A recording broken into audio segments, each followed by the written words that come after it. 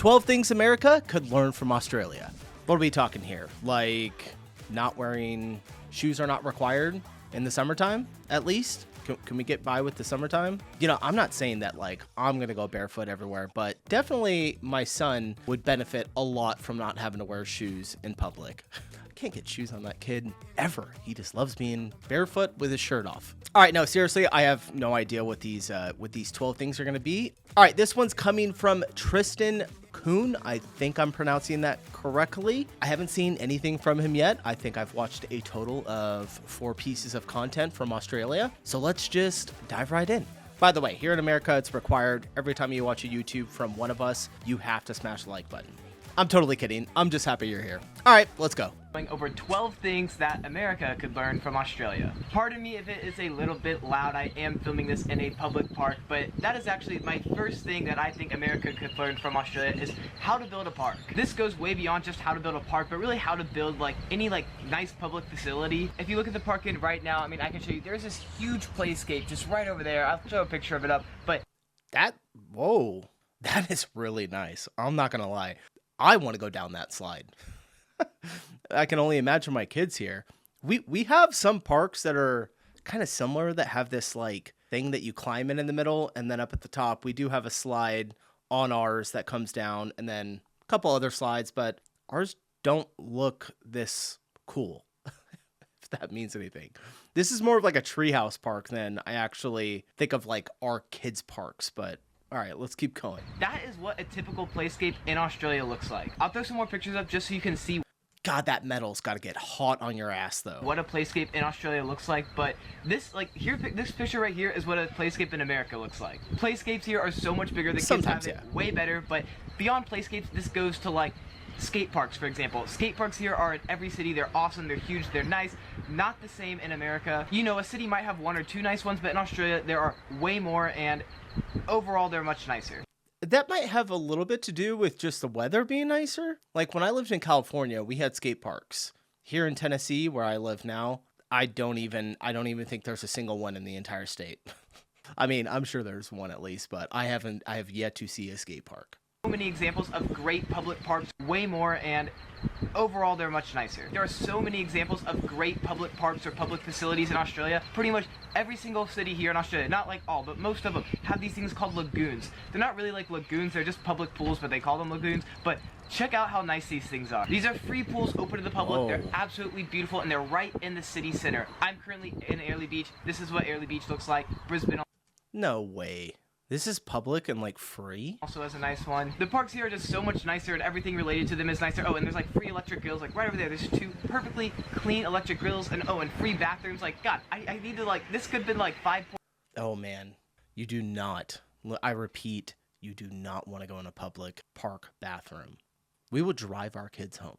Literally, drive our kids home. It's that bad. All on its own, but any and oh, and free bathrooms. Like, God, I need to like, this could have been like 5 points all on its own. But anyways, point number 1, parks in Australia are so much nicer, and the US could learn how to build parks like Australia. The second thing that America could learn from Australia is how to make a thing of coffee. The coffee here is so nice, it's so fancy, it's so well done. Just like a basic cheap cup of coffee, they just put so much more like attention to detail in it. I can't really talk too much on this because I don't drink coffee, I don't like it. But literally, everyone who comes here, like Americans, non-Americans, everyone who comes here just thinks Australia has the absolute best coffee in the world. All right, now the third thing America can learn from Australia. Coffee. I mean, we are pretty plain with our coffee. Europe does coffee pretty well too. I've never even heard Australian coffee. Where do you guys get your coffee from? I guess pretty much anywhere, right? And they ship it to you. Is traffic circles. Oh my God. All right, they have traffic circles freaking everywhere here. You'll find them in neighborhoods, you'll find them in towns, you'll find them connecting big roads. Will it be traffic circles with like 2-3 lanes on them? They are so common, and they just speed up the flow of traffic so much. Like, there are so many like small stoplights that we have in America that could be eliminated if we could put a traffic circle there. Like, no joke, there's probably about 1/4 the amount of stop signs in Australia as there are in America because of the traffic circles, and also they just put a lot more like yield signs up instead of stop signs. So like if you don't have to totally stop, those put a yield sign there, which is also kind of nice. All right, so the 4th thing I think America could learn from Australia is how to package and sell watermelon. What I mean by this. What? This should be a good one. How to package and sell watermelon. I can get down with more traffic circles. We call them roundabouts, but I could get down with more roundabouts. Certainly. it would cause less accidents as well. But how to package, sell watermelon. All right, let's hear this. I think America could learn from Australia is how to package and sell watermelon. What I mean by this is in America, like if you're buying watermelon, it's probably going to be like a full entire watermelon, or you can get like a little thing of like little like dice cubes of watermelon. The issue is like the little dice cubes are usually pretty expensive, and it's just like, you know, enough for like 1 or 2 people, and then the whole entire watermelon, it's like way too much for one person. And like honestly, I am from a family of 4, and 1 watermelon is too much for our family usually. Here in Australia, usually when you're at the grocery store, you're gonna see quarter melons, and they sell them by the quarter melon. This makes so much sense. It doesn't cost more. It probably saves a lot of melon. You just cut the melon. I would be a little worried about the freshness. I guess if you're eating it the same day, it doesn't really matter. And if you're like one person, but we'll go through a whole watermelon pretty quickly, like 2 days. Wrap it up in some saran wrap, and then sell it in force. Easy as that. The 5th one is a little bit weird, but that is, we can learn from Australia to not put so much water in our toilets. I don't know what it is about their toilets here, but I feel like they're just like way more advanced than our toilets. So in America, like for some reason, it's a really common thing. Like I was just used to like having water splash my butt from like pooping into it, and it like splashing up. And then when you're flushing the toilet, or your balls, you know, it's like shoo shoo shoo, and you know, it does like the whole like spinny thing, and then sucks down. It's like one long flush with a bunch of water. Well, here in Australia, their toilets just have a little bit of water, and then your butt doesn't get wet when you poop. There's no splashing going on. Can't believe I'm saying this. Anyways, and then on top of that, they also have like buttons. They have a button for poo and a button for pee. Some American toilets do have this, but I think it's like a law here in Australia, because every single toilet I've seen has had those 2 little buttons to save some water. To conserve more water. The 6th thing that America could learn from Australia is free/cheap sunscreen. You're probably laughing at me as I say this. Free sunscreen. I've never heard of free sunscreen. Also, I'm going to be honest, you guys. I'm going to be 100% honest. I always am. I don't wear sunscreen. I don't know. I'm like a holistic type of guy. I just don't like sunscreen. Also, I don't really burn, and I'm maybe not out in the sun as much as you guys are. I guess if I lived in Australia and I was out in the sun all day long, especially if you were working out there or something, I might put some sunscreen on. But it'd have to be a certain kind that doesn't... I don't like chemicals, so... Well, I'm all burnt, but that's just because I was on a boat for the past 3 days. Here in Australia, you can get like a full, giant 1-liter thing of sunscreen, like enough for an entire family for an entire summer, for like... I think it's like $8. Like they're like super cheap. And beyond that, I usually don't pay at all for sunscreen. That's crazy. You will spend $8 for a little bottle like this big here. Because it's just free at most places. Like if you go to like a hotel, if you go to an office, a restaurant, like imagine like how hand sanitizer is free in America in a lot of places. They just have sunscreen laying out in different places like that. You can just get some, put it on if you want. This is so nice and makes so much sense. I'm not completely sure on this, but I think the government subsidizes sunscreen a little bit. I think that's how they get it so cheap. Not positive, but anyways, it makes so much sense because the government also pays for the healthcare here. You're gonna have to be paying a lot more for skin cancer than you are gonna be paying for sunscreen. All right, now the 7th thing America could learn from Australia is work-life balance and how to party. Australians, man, it's not happening. And I agree 100%. Yes, we could learn from the work-life balance. It's just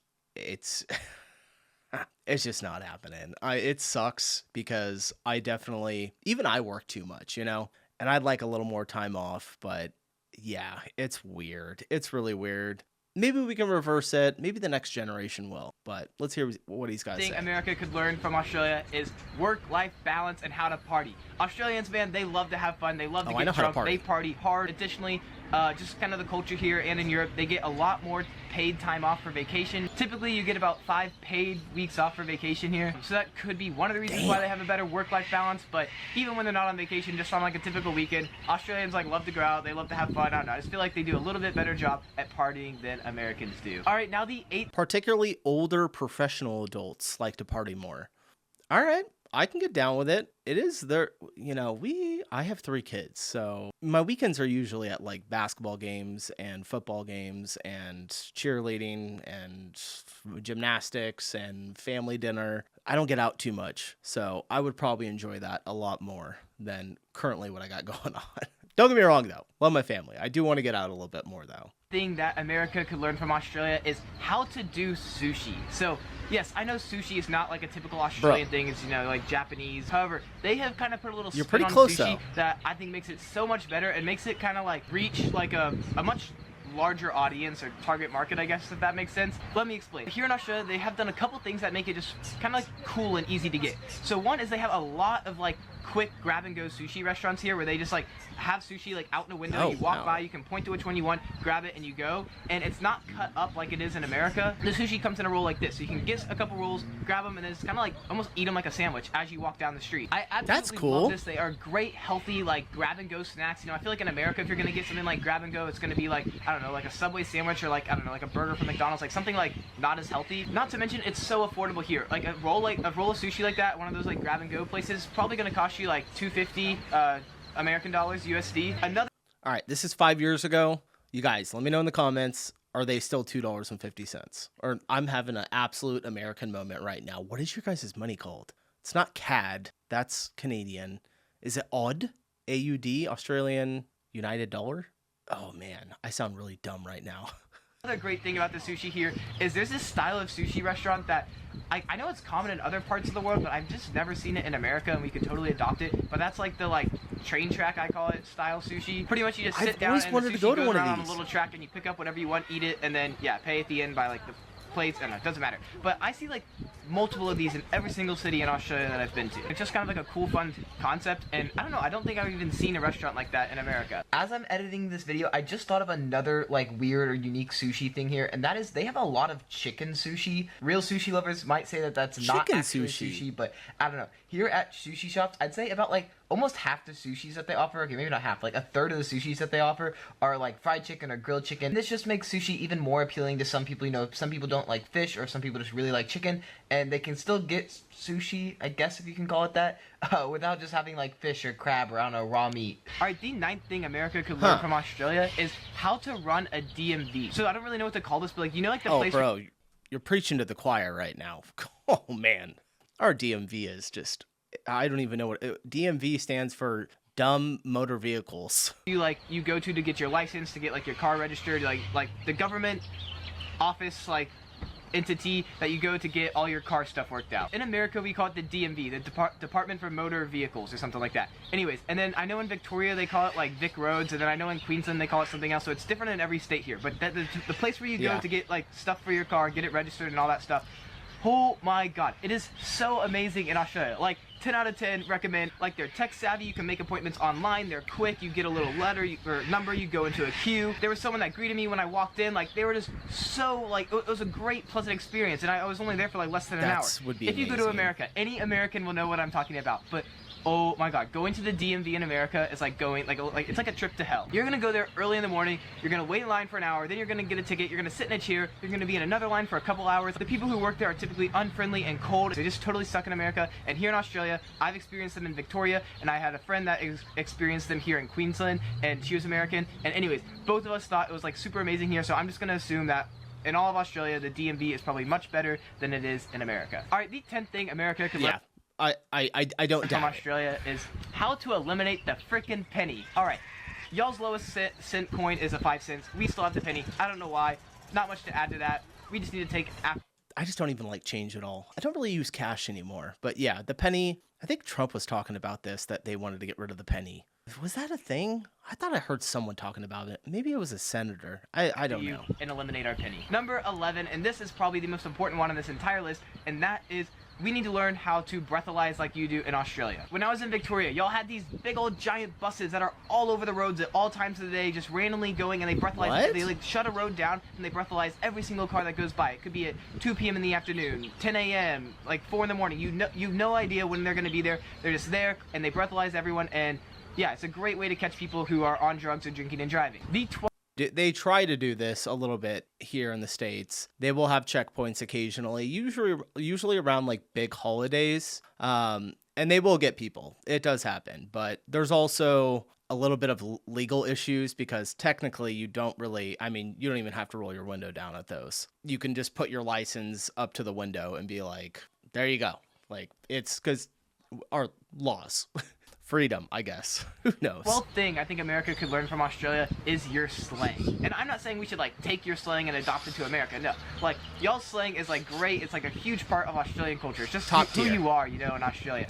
And in America, our slang's kind of shit. Like we just, I don't know, we don't have good slang. We don't have much slang at all. Anyways, America, we need to up our slang game because here in Australia they have so much slang. And if you want to learn some slang gang, we're gonna start a new hashtag. Slang gang, America slang gang.